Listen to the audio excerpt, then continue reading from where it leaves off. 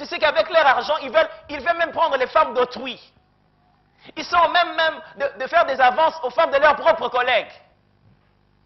Moi, je respecte les gens. Vous savez, ça fait mal. Hein? Ils font du mal à leurs serviteurs. Ils ne payent presque pas à leurs chauffeurs. Pourtant, les chauffeurs reviennent tous les jours sans panne. Moi, je paye le chauffeur. Je pense à sa famille.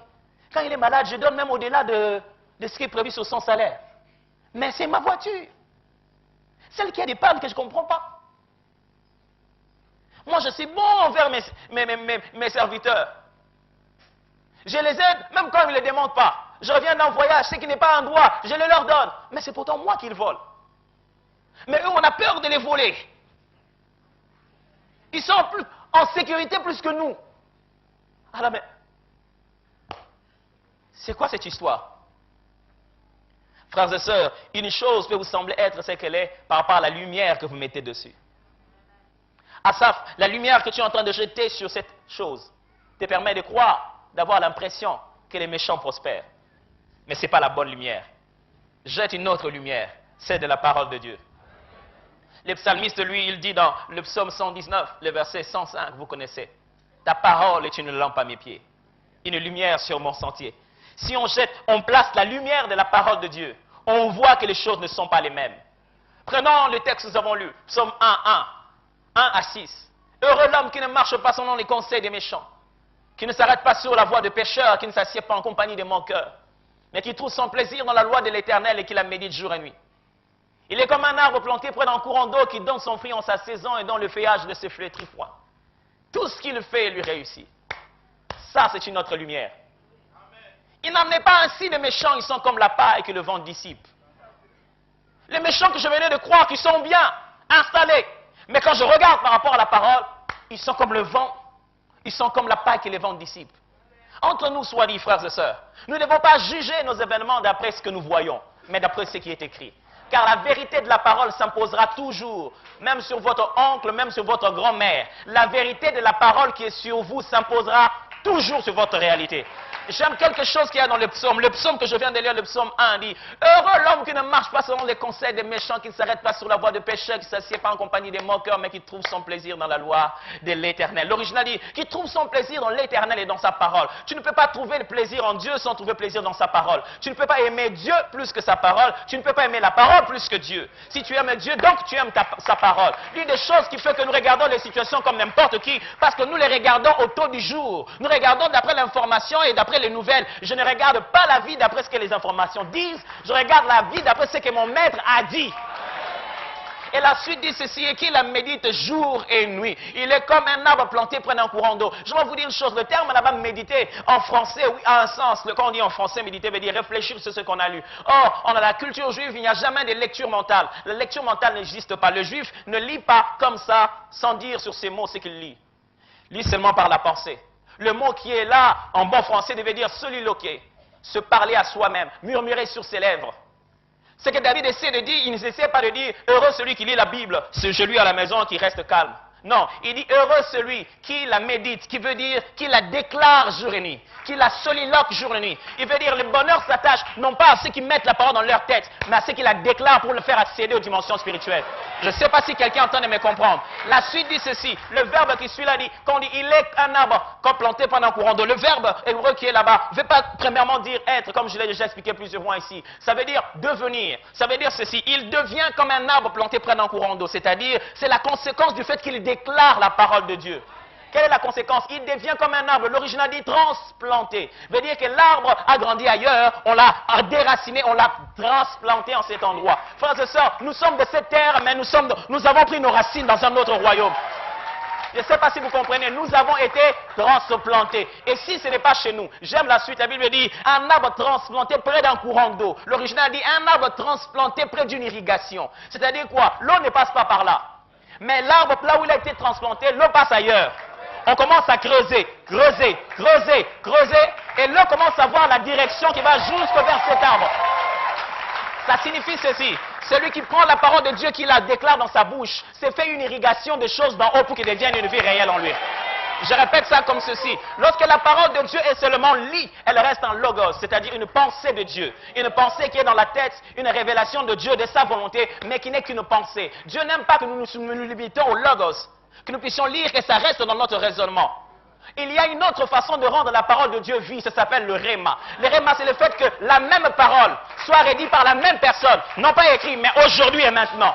Et quand tu es en train de dire et de lire, l'Éternel est mon refuge, il n'est plus le refuge de David.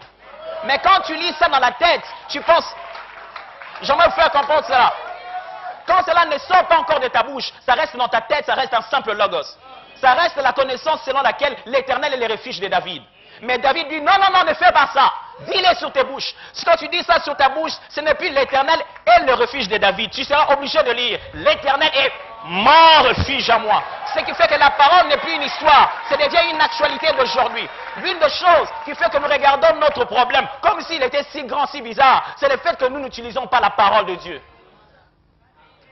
Mettons la lumière sur nos situations. Mettons la lumière de la parole de Dieu sur nos maladies. Mettons la lumière de la parole de Dieu sur des situations que nous traversons. Mettons un peu la lumière de la parole de Dieu. Regardons si cette chose restera toujours la même chose.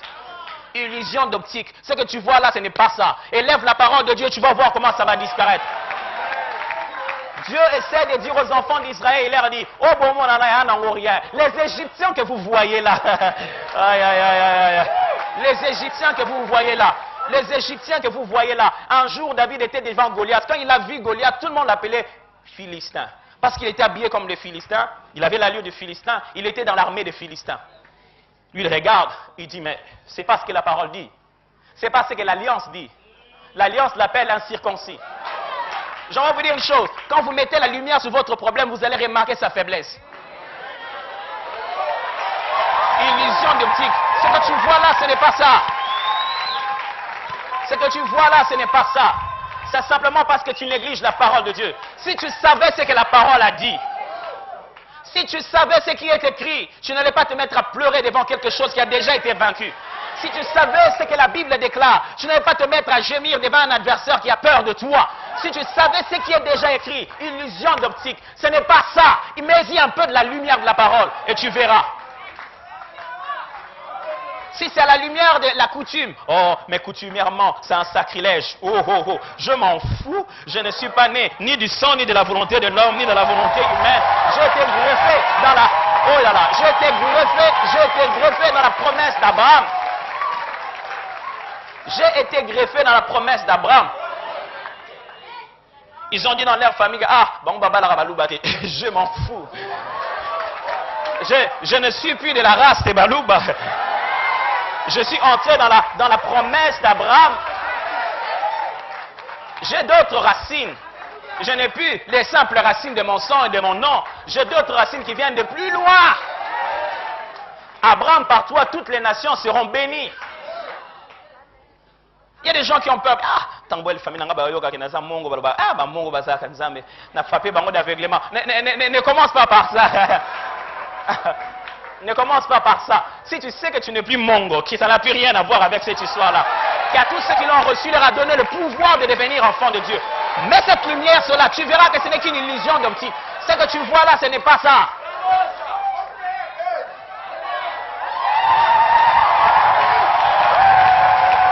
Gloire à Dieu. Gloire à Dieu. Vous savez, votre propre veste peut vous faire peur comme jamais. Seulement parce que vous êtes réveillé en pleine nuit et qu'il n'y a pas assez de lumière. Et Namuni Moutou. Vous savez, quand la lumière vient, qu'est-ce que vous allez faire?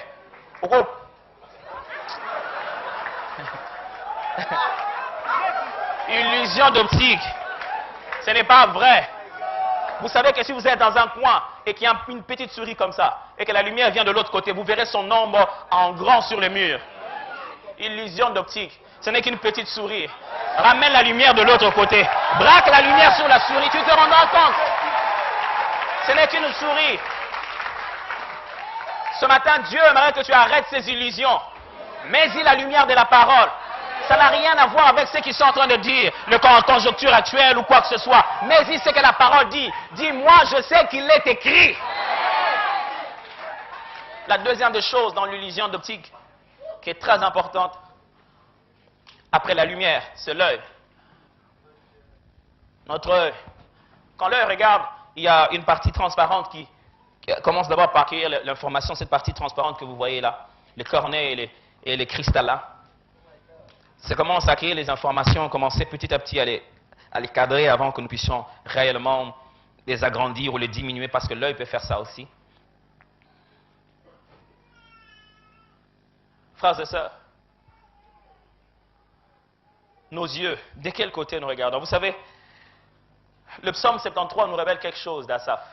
Asaph nous révèle ces principes, j'aimerais qu'on puisse le retenir. Il dit ceci, ce principe que je dégage de là, ce principe dit ceci. Quand vous regardez trop l'homme, vous découvrez plus sa gloire. Quand vous regardez Dieu, vous comprenez la valeur de tous les restes. Je reprends. Quand vous regardez l'homme, vous ne verrez que sa gloire. Quand vous regardez Dieu, vous comprenez la valeur de tous les restes sauf Dieu. C'est ce que j'aimerais dire. Une chose, vous avez l'impression qu'il a une valeur intrinsèque, une valeur personnelle. Cette chose-là, cet homme, il est glorieux, il est ceci, c'est là. Mais à partir du moment où vous regardez Dieu, vous avez un moyen, une référence de comparaison. Ce qui veut dire que cet homme n'a plus la valeur qu'il a. Parce que vous n'avez fait que le regarder seul. Vous ne l'avez comparé à rien. À partir du moment où vous regardez Dieu, vous commencez à comprendre la valeur de toutes les restes des choses. Vous comprenez que, ah, je pensais qu'il était grand. En fait, quand j'ai vu grand, c'est que ça veut dire, non, non, non, il n'est pas grand.